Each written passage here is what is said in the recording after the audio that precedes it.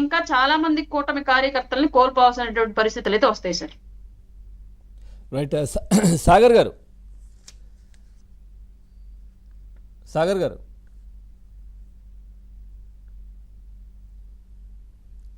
Sir అడగండి sir. Right.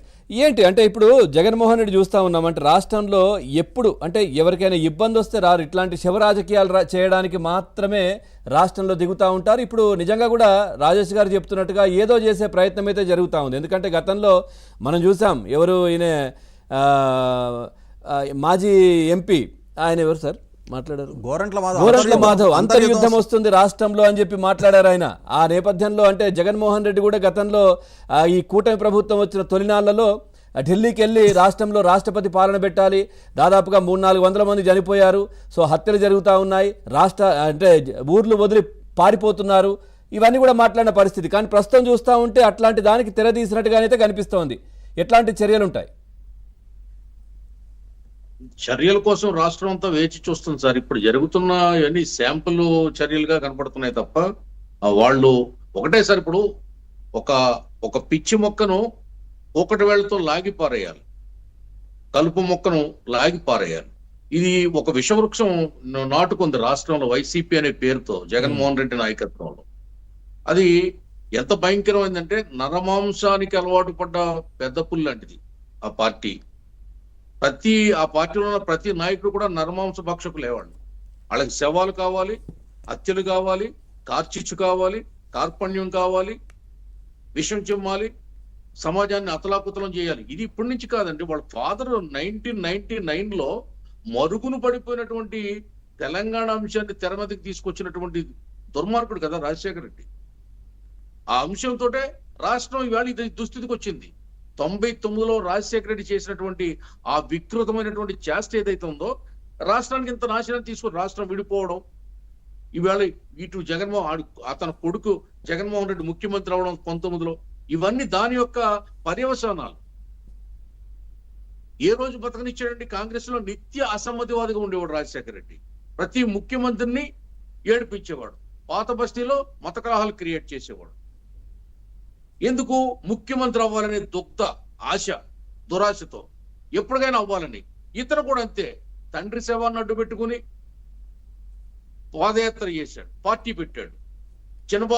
బులిబాబుని చంపి, బాబాయిని చంపి ఆ డెడ్ బాడీతో అధికారంలోకి వచ్చాడు సానుభూతితో. అంటే 2 శవాలతో ఇతను రాజకీయముడు. ఇప్పుడు 3వ శవం కోసం ఎదుగుతున్నాడు.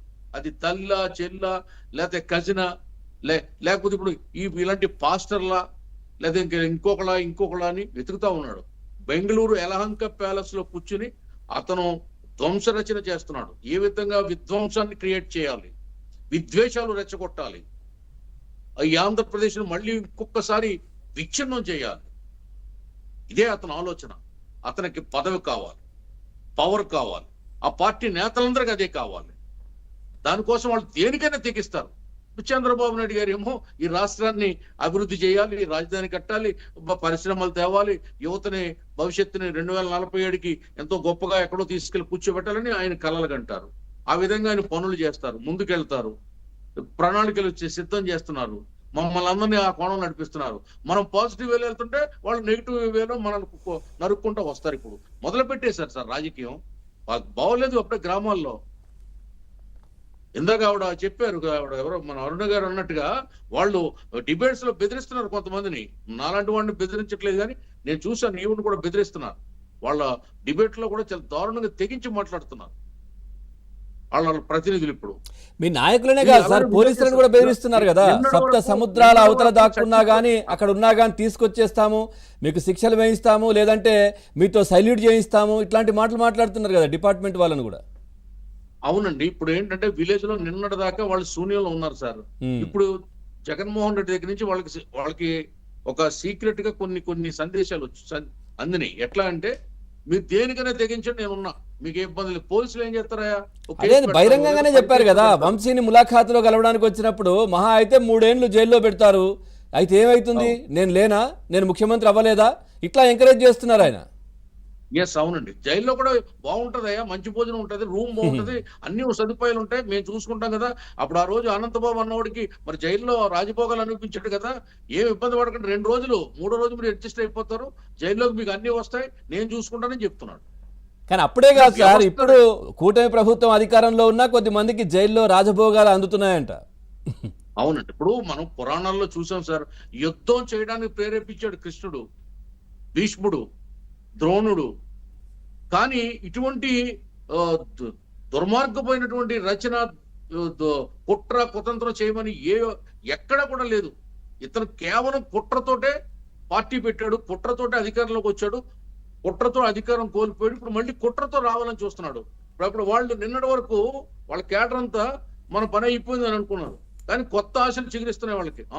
ఇటువంటి ప్రవీణ్ లాంటిది ఒక ఇష్యూ దొరకబోతుందా, ఏదో కుక్కకు మాంసం ముక్క దొరికినట్టు దొరకబోతుందా, మన నాయకుడు దాన్ని రచ్చ చేయకపోతాడా, ఒక ఉద్యమం చేయబోతే ఒక ఉద్యమం వస్తుంది, రాబోతుంది. ఇప్పుడు ఎస్సీస్ లోంచి బీసీలోంచి కొన్ని కోట్లు పెట్టి ఆ ఎస్సీ నాయకులకి ఉన్నారు కొంతమంది, వాళ్ళకి డబ్బులు ఇచ్చి ఇప్పుడు ఉద్యమాన్ని ప్రారంభించబోతున్నాడు.